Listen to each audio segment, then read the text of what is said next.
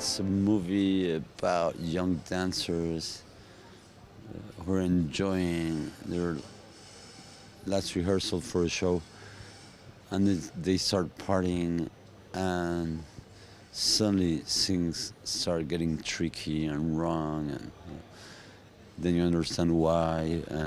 It turns into a nightmare. The movie was shot in Paris, so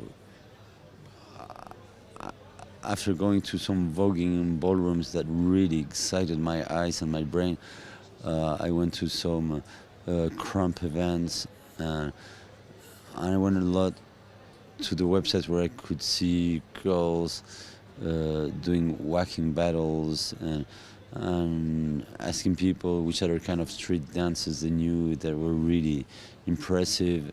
And so it's a mix of going to events, checking on websites, calling the people. Now it's very easy to contact people through Instagram or through Facebook, so we end up finding all the people that we wanted, and yeah, that's how it happened. But the whole pre-production was very fast. It took just 4 weeks. We shot the movie in 15 days, and then the whole post-production took less than 2 months. I never thought I could do a movie so fast. I asked them, what do you want to be your character's name in the movie? You decide. I don't decide, you decide. And then all the dialogues were improvised on set. And the good thing about shooting with digital cameras is that you don't have to change the role every 4 minutes or every 12 minutes. You can keep on filming for half an hour, and we shot all the scenes in a chronological order, so the story could evolve in every single way. And if anybody had decided to quit the shooting, or if anybody had broke his knee or his elbow, whatever, we could justify it in the story. The first VHS I saw in my whole life was a French VHS. Some guy said, "Oh, my father just bought a machine. You can watch the movies you want at your place," and he had one tape with one VCR, and it was a movie called Zombie. Actually, in English, it's Dawn of the Dead by George Romero, and it was produced by Dario Argento. And I would say, yeah, the movie is a kind of mix of Suspiria, which is like the whole movie takes place in a school for young female dancers, and then there's a killer killing all of them.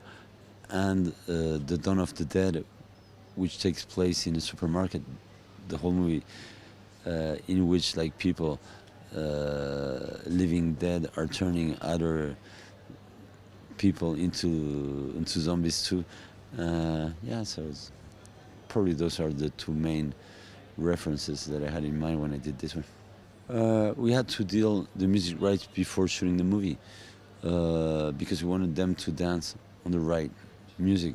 You cannot replace one song just by another song with the same BPM, because the movements are linked to the music.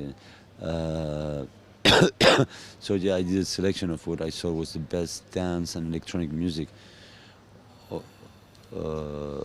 from before 1995, and we contacted the record labels. Some musics were available or negotiable, some were not, and also I wanted the most joyful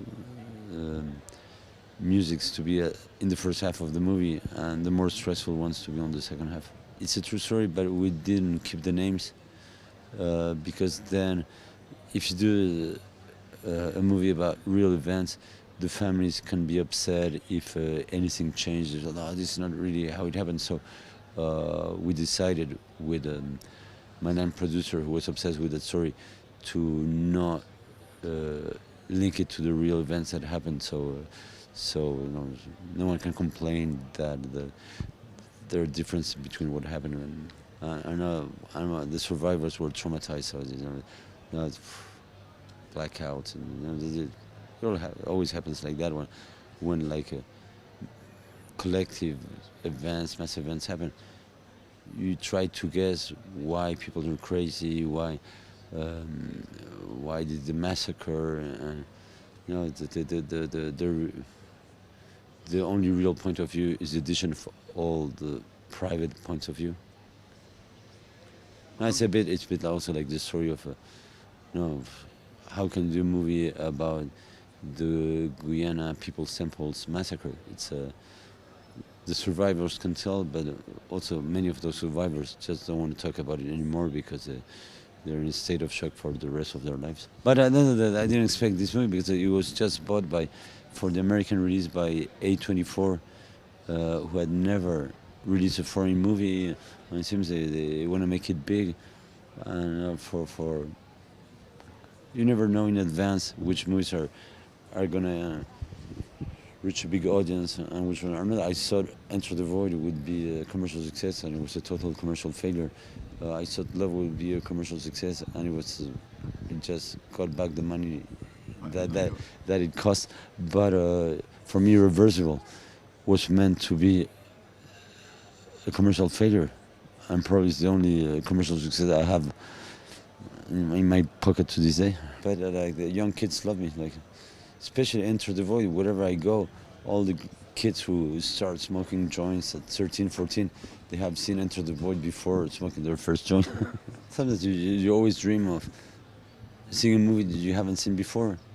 So why would you redo exactly the same things the same way everybody else does or you did before? So you have to surprise yourself also.